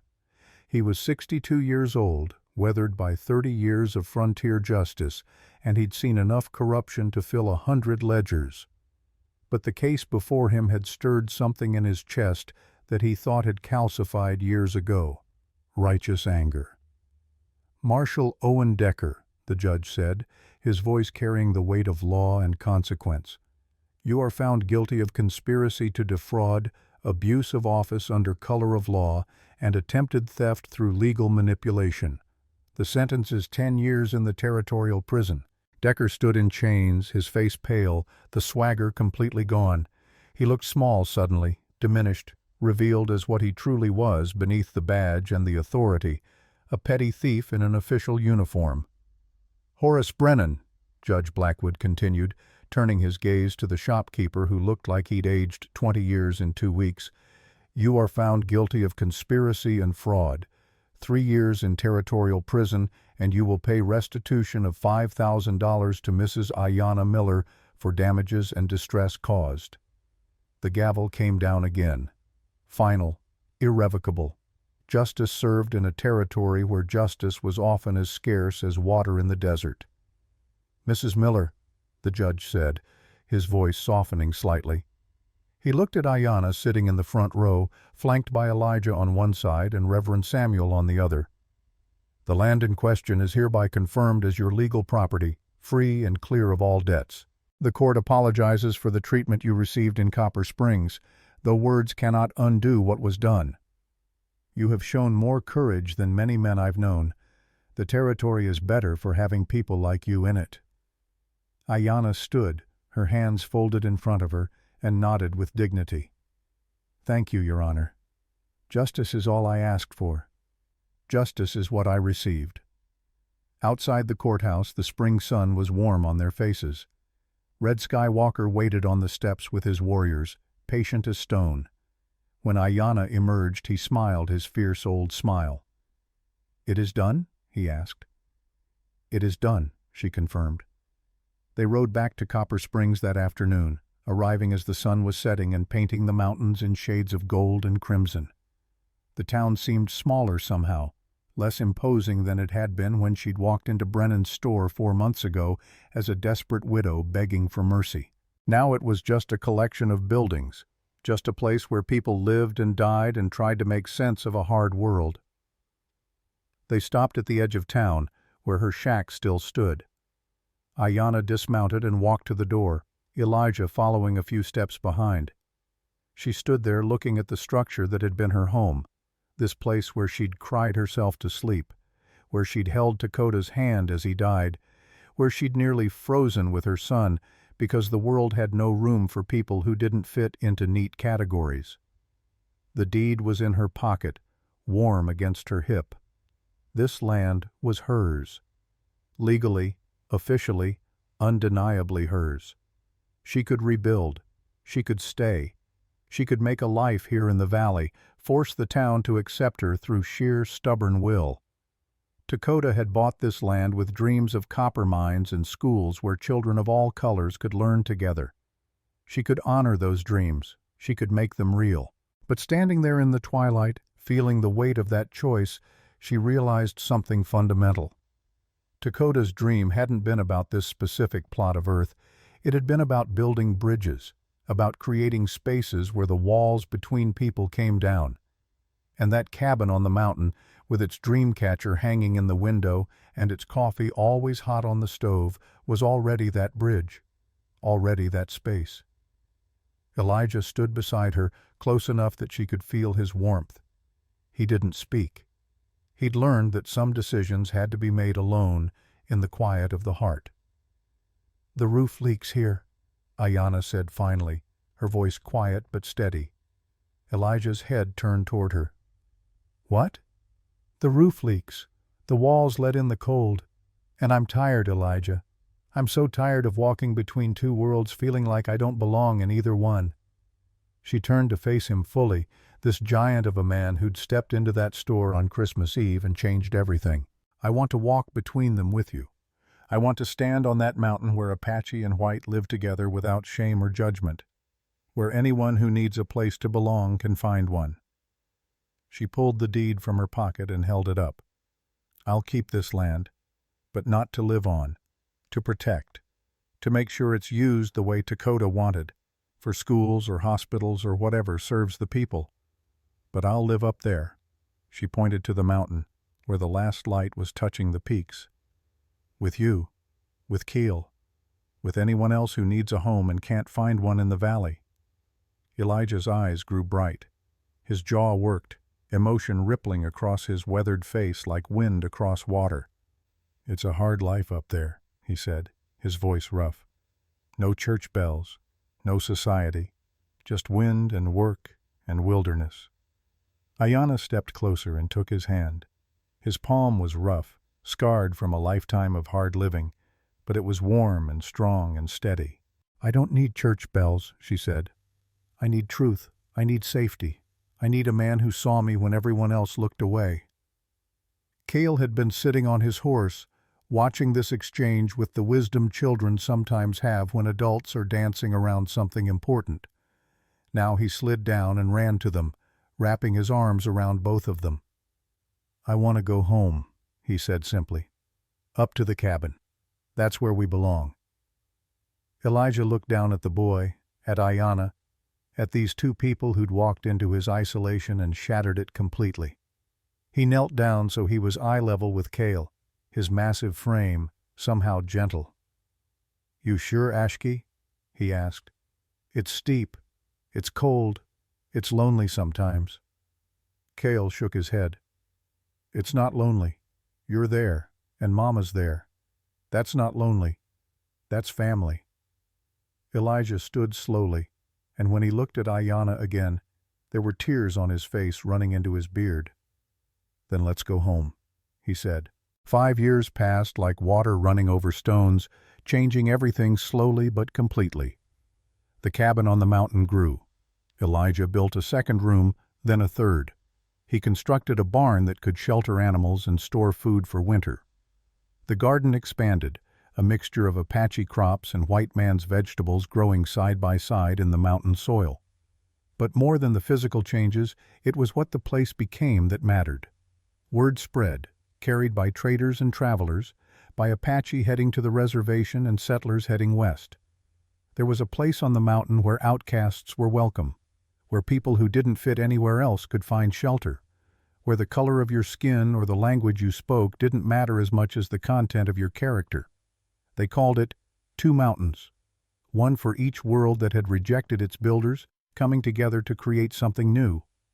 By the summer of 1889, the homestead had become a small community. William and Sarah Caldwell, a young white couple who'd been dazed from starvation when Elijah found them on the trail, now had a cabin of their own nearby. Mrs. Chen and her grandson had come up from Copper Springs, tired of being invisible in a town that saw them as perpetual foreigners. 2 Apache families from the reservation, old friends of Dakota's, had built lodges in the traditional way. A Mexican family Reverend Samuel had sent their way, lived in the old barn that had been converted into living quarters. The children of these families played together without understanding yet that the world below thought they should be enemies. They spoke a pidgin mixture of Apache, Spanish, English, and Cantonese, creating their own language because the old ones couldn't contain their experience. They learned to hunt from Elijah, to track from the Apache fathers, to cook from Ayanna and Mrs. Chen and Sarah Caldwell, to read from books that Reverend Samuel brought up on his monthly visits. It was Christmas Eve, 1889. Exactly 5 years since Ayanna had walked into Brennan's general store with empty pockets and a desperate prayer. The cabin that had once been Elijah's lonely fortress now blazed with light and warmth and life. 23 people crowded around tables made from split logs, their faces lit by candles and firelight. The food was a celebration of every culture present. Apache fry bread sat next to roasted turkey. Mexican tamales steamed alongside blue corn mush. Apple pie and rice dumplings shared space on a makeshift sideboard. The air was thick with competing smells that somehow harmonized into something new, something that belonged to all of them equally. Ayanna moved through the crowd, heavy with her third pregnancy, one hand resting on her swollen belly. Her first daughter, Mercy Nalnish, was 3 years old now, a wild thing with her mother's dark hair and her father's blue eyes, equally comfortable speaking Apache or English. Her second child, a son named Dakota, was just 18 months, still unsteady on his feet, but determined to follow his older sister everywhere. Elijah sat near the fire, his beard now more white than brown, carving toys for the children. His hands, those huge scarred hands that had killed bears and split mountains worth of wood, moved with delicate precision as he shaped animals from pine wood, coyotes and eagles, horses and rabbits. Each child at Two Mountains had a collection of them, treasures more valuable than gold. Cale, 12 years old now and tall for his age, was telling the younger children a story.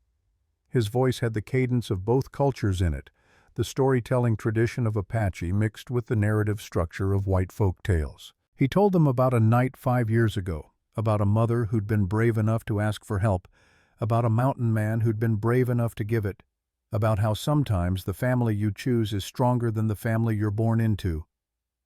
There was a knock at the door. 3 solid thumps. Elijah's signal. Everyone fell quiet, looking toward the entrance. Ayanna moved to answer it, and when she opened the door, cold wind rushed in along with a sight that made her catch her breath. Standing on the threshold was a young man and his pregnant wife, both white, both looking like death warmed over. Their clothes were threadbare, their faces were gaunt with hunger. Behind them, 2 small children huddled together for warmth. "Please," the man said, his voice breaking, "we heard there was a place up here, a place where people go when they have nowhere else. We've been traveling for 3 weeks. My wife, she's due any day now, and we have nothing. No money, no food. Just hope that the stories we heard were true." Ayanna looked at this family, at their desperation and their fear, and she saw herself 5 years ago. She saw Elijah 10 years before that. She saw every person gathered in this cabin who'd been broken by a world that valued profit over people, who'd been cast aside because they didn't fit the mold. She stepped back and opened the door wide. "The barn is warm," she said. "There's a room we keep ready. Come in, rest, eat, stay as long as you need, and when spring comes, if you want to build a cabin here, we'll help you." The man's face crumpled. His wife started crying. The children just stared with big hollow eyes at the food and warmth visible inside. Elijah stood and walked to the door, towering over the newcomers but somehow not intimidating. He rested one huge hand on the young man's shoulder. 10 years ago," he said, "I was where you are. Someone saved me. Now I save others. That's how this works. Come in. You're safe now." Later that night, after the newcomers had been fed and settled, after the children had finally gone to sleep and the adults were sitting around the fire sharing stories and songs, Ayanna and Elijah stepped outside for a moment alone. The sky was clear, the stars so bright and numerous they looked like someone had spilled diamonds across black velvet. The cold was sharp but not cruel, clean and honest in the way mountain cold always was. They stood together at the edge of the porch, looking out over the valley where copper springs glowed in the distance. From up here, it looked small and insignificant, just a collection of lights that would be gone in 100 years, while these mountains stood eternal. "Do you ever regret it?" Ayana asked softly. "Your quiet life, your solitude. Now we have 23 people and counting. The cabin is never quiet anymore." Elijah slipped his arm around her shoulders, pulling her close.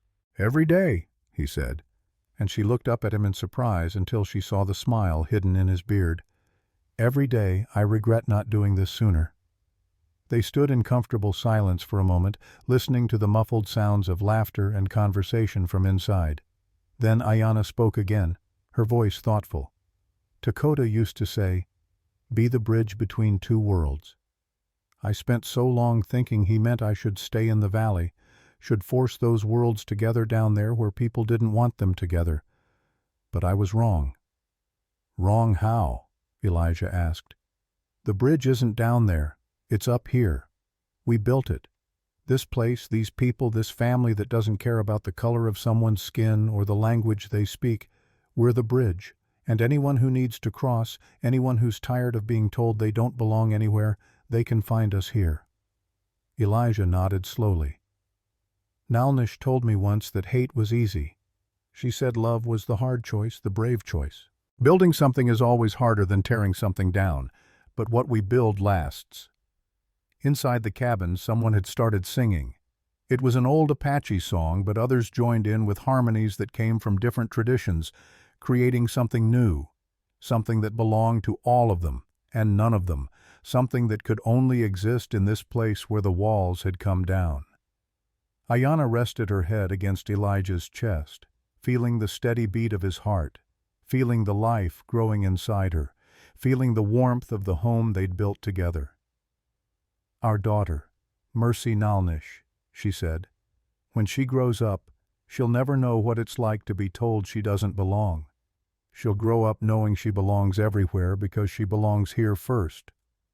"And our son," Elijah added, "and this new one on the way, and all the children being raised here. They'll be the first generation to live without those walls. They'll build something even better than what we started." The door opened behind them and Cale stepped out, wrapped in a blanket. He'd grown so much in 5 years, was becoming a young man right before their eyes. He stood between them, and they each put an arm around him. "The little ones want a story," he said. "I told them I'd ask if you would tell them about the night Mama met the mountain bear." Ayana and Elijah exchanged a look, and then they went inside together. The fire had been built up high. Children sat on the floor in a semicircle, their faces upturned and eager.